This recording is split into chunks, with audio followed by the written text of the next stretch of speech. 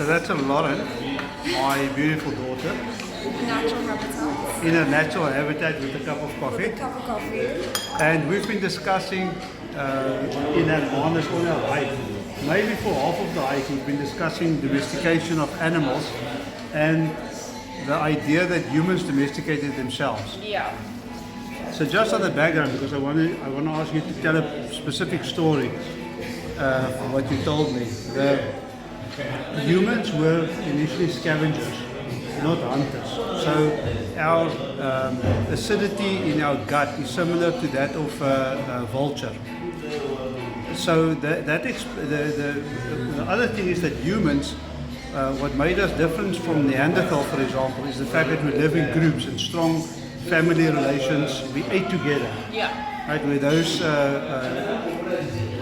older species would be live in would eat alone and they will be loners.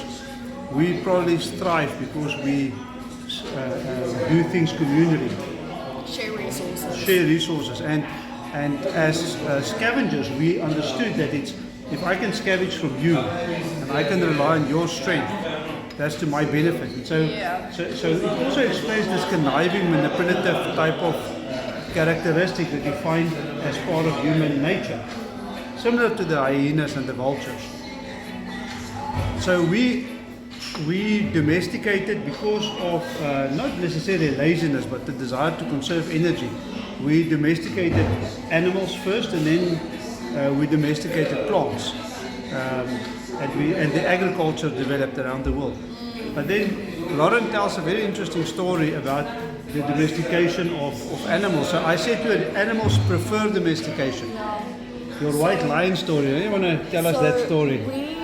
We had family connections to a Big Five game reserve, and we had one of the only free roaming white lion in southern Africa on the property. But the problem is, the reason that there's so few white lions in South Africa is not because people are hunting them and killing them, but it's simply because they can't camouflage. Animals spot them very easily, so they struggle to hunt. And then of course the tawny lions, which are your average brown lions, they are very aggressive towards them, so they tend to try and kill them.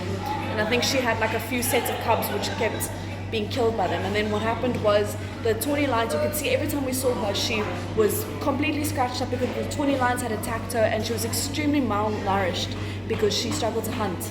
So what we eventually had to do is we built a camp for her, so that we could just get her up to normal weight because she was extremely underweight, and obviously to let her heal from all of the attacks from the other lions and stuff like that. And then in the beginning, when we first put her in the camp, she was extremely shy, she was extremely aggressive, she was hiding away. But after, I think it was a few months, when she was back up to normal weight, when she completely healed from all of the attacks, we let her out. And then obviously you see her again, and we found that she was always hanging around the camp.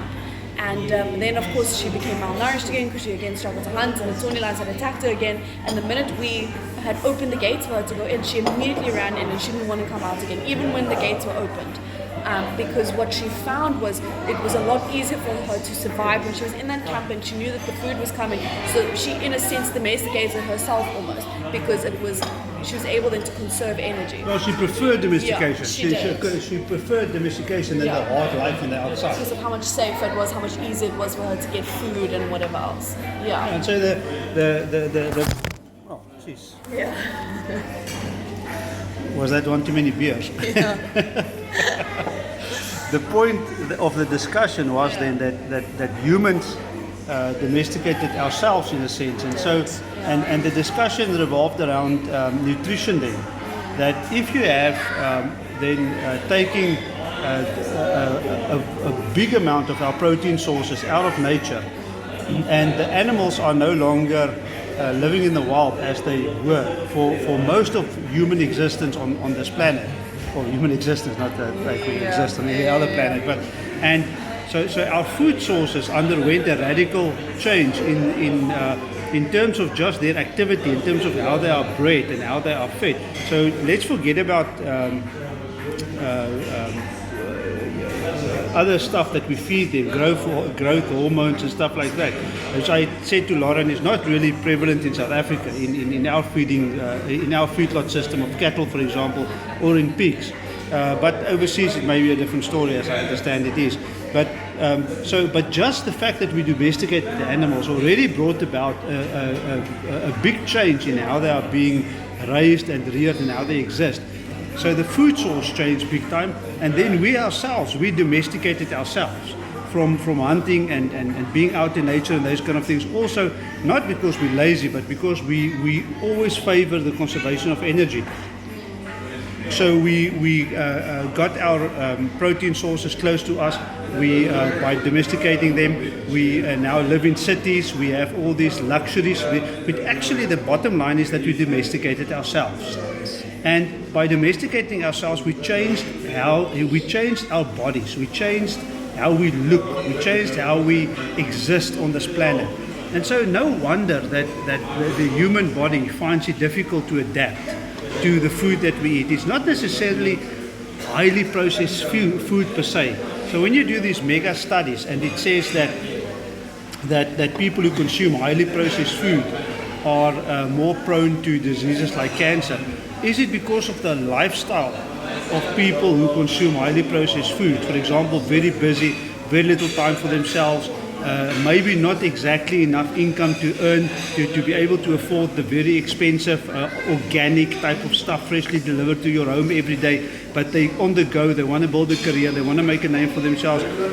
We are not mobile anymore. Just over the last 50 years, how did mobility in humans decrease because of the computers that coming in?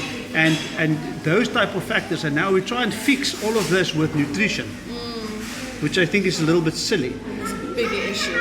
There's much bigger issue. Nobody's talking about it. So just from a nutritional perspective, which is my interest, we can't solve lifestyle problems with nutrition. Yeah. We need to address the lifestyle issues. We need to address the elephant in the room, which is how we live our lives and how mobile we are. And if we're going to say that the issue is the food source, well, we altered the food source big time over the last 10,000 years. And we keep, and so just by domesticating the animals, by bringing in feedlots for our cattle, and the way that we grow the system of cultivating and growing chickens and pork and all those type of things, just saying we're going to put them in the wild now, they still domesticated. Yeah, they are. So it makes a difference to the animal, but it doesn't inherently make a difference to the actual protein that we consume.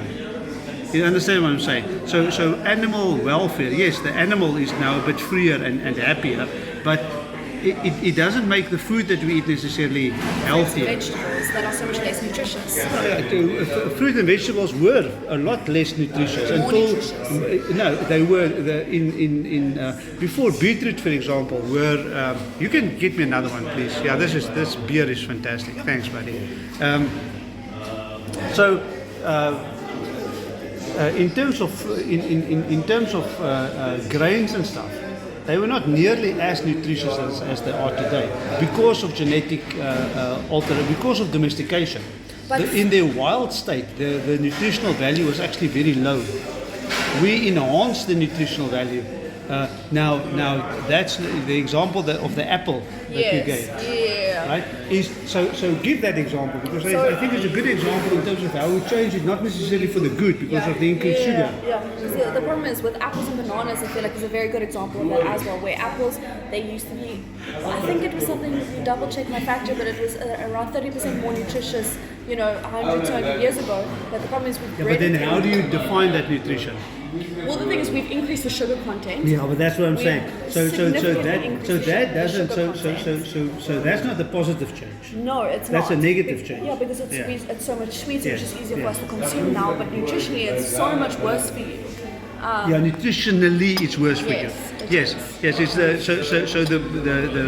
the apples that we have now is a lot sweeter, and it's a lot more appealing than 500 years ago. But that translates into more sugar and into more unhealthiness. So it's not necessarily anymore the case that the apple a day will keep the doctor away. An apple a day will keep the dentist very close. It will. Am I right? The problem is that they're just basically saying that because it's better than a chocolate or whatever else that you want to have. Thank you so much. My brother, your religion. And Lauren, to that I will say cheers. Exactly. From Hermanus Breweries. It's got a note of citrus. So maybe we can go past and buy some for the folks in Cape Town. Maybe I can take some to my friends in Nigeria as well. Yeah. Okay, that's my little spiel on the domesticated human. Thanks, Log. That story of the lions is fascinating. I love it. Animals prefer domestication for the same reasons as humans. It's health. It's more. It's easier. It's easier. It's conservation of energy. It's just the basic. That is the drum beat that they're marching to when we prefer domestication. We prefer domestication. We prefer sitting in this lovely coffee shop